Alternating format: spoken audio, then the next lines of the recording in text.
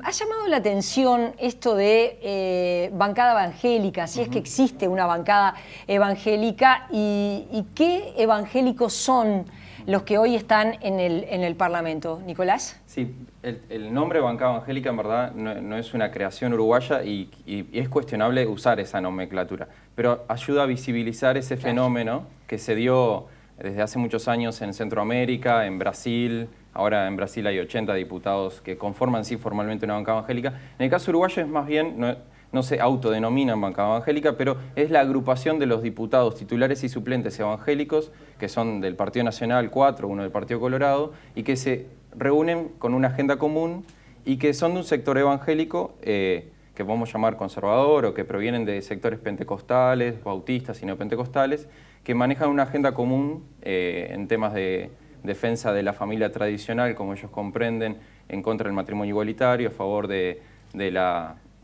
lo que es o en contra, perdón, de la adopción de niños por pareja del mismo sexo, en contra de la ley de salud sexual y reproductiva y de la legislación sobre la marihuana. Entonces, son de iglesias que se distinguen de las iglesias protestantes históricas, como quizás metodistas o valdenses o luteranas, que tienen una influencia más de la teología de la liberación, que es una teología de corte más progresista, por decirlo de alguna forma.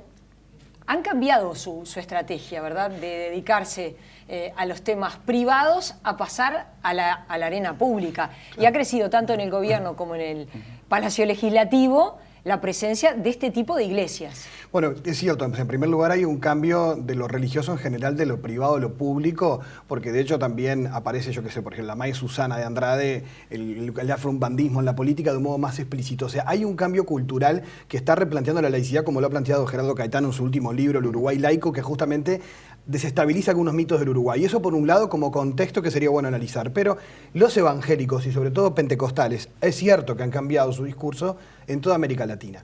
El pentecostalismo, y particularmente el neopentecostalismo, que hace más énfasis, lo empezamos a ver en los años 60, más en la evangelización a través de los medios, más en todo lo que tiene que ver con la sanidad divina, la curación, pero a diferencia de los pentecostales clásicos, pero siempre tiene un discurso apocalíptico, es decir, la segunda venida de Cristo, por lo tanto, lo político no interesaba porque Jesús venía ahora nomás, y con lo cual el discurso era mucho más hacia adentro de la iglesia, y lo político era visto como lo mundano, lo negativo, aquello con lo cual no había que contaminarse.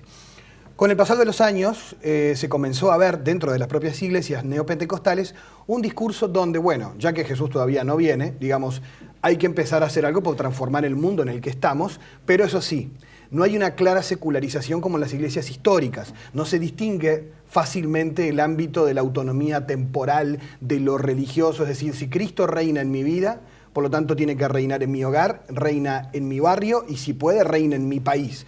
Entonces, ese discurso, ¿cómo puede ser posible si yo no estoy metido en los lugares donde desde ahí puedo hacer viable el evangelio y llevarlo a la práctica? Y ojo, en este sentido, o sea, lo hacen con una honestidad religiosa muy fuerte muchos. Es cierto que se han dado, como se ha dado históricamente también hasta con el catolicismo en la Edad Media, es decir, se ha dado una instrumentalización de lo político y a su vez también políticos que instrumentalizan lo religioso a la casa de votos. Esto está pasando en toda América Latina porque si vos de repente en un tipo de iglesia tradicional el pastor de turno o obispo, en el caso católico, aparece con un candidato, eso no significa necesariamente que la gente, sus fieles, lo vayan a votar.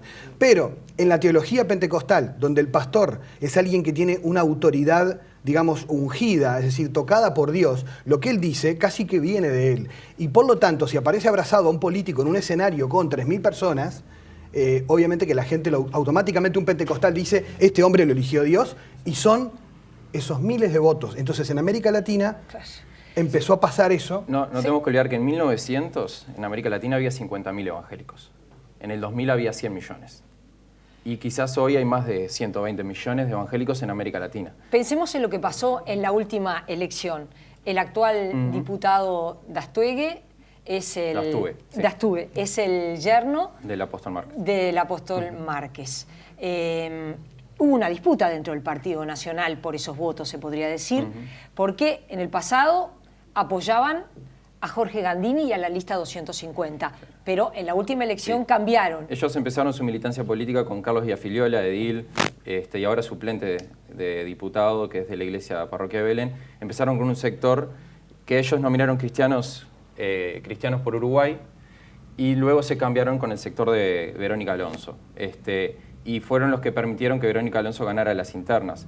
La Iglesia Misión Vida sale a la arena política claramente en el 2005, 2004, después en el 2009 y fuertemente en estas últimas elecciones pusieron unas casi 60 listas en las elecciones internas del Partido Nacional, logrando movilizar un montón de caudal de militancia de lo religioso a lo político y lograron también que de Astugue fuera diputado y también Betiana Britos suplente.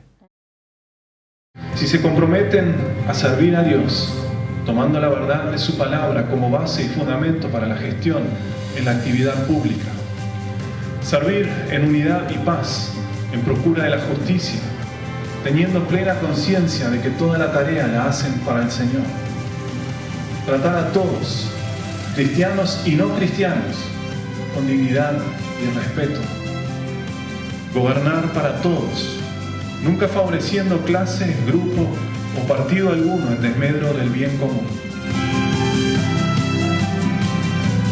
Por eso en esta noche bendecimos a los legisladores de esta tierra, Padre. Que no hay nadie que tenga tu sabiduría. Oramos para que prevalezca la justicia.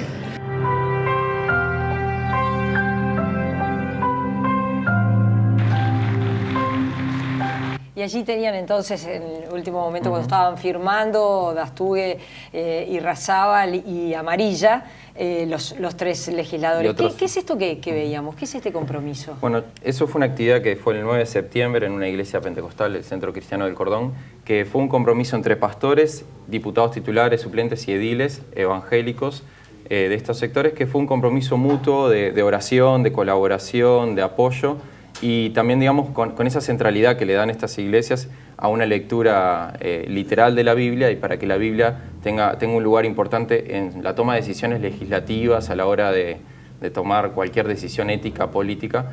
Y fue una liturgia muy parecida a lo que es una liturgia de matrimonio. Miguel sabe más de liturgia que yo, pero fue un compromiso mutuo donde se celebró el compromiso entre pastores y políticos. Sí, acá también, salvando las distancias de lo que dije hoy, ¿no? Si bien uno puede analizar caso por caso y ver que existe, tanto de un lado como de otro, una instrumentalización muchas veces de lo político o de lo religioso, también es cierto que hay que quebrar una lanza por la honestidad de muchos de estos evangélicos, que obviamente desde su cosmovisión, ellos lo hacen con mucha honestidad, es decir, ellos como en su vida no hay separación entre su vida religiosa y otros ámbitos, porque incluso lo considerarían una cercenación de su propia, de sus propios derechos religiosos. Por lo tanto, ellos obviamente que todo lo que viven en su vida personal hay que consagrarlo a Dios. También tiene que ver con su estructura religiosa y con su modo de percibir. Obviamente que esto desde la política, y a veces cuando no tenemos elementos para analizar lo religioso, se lo lee solo políticamente.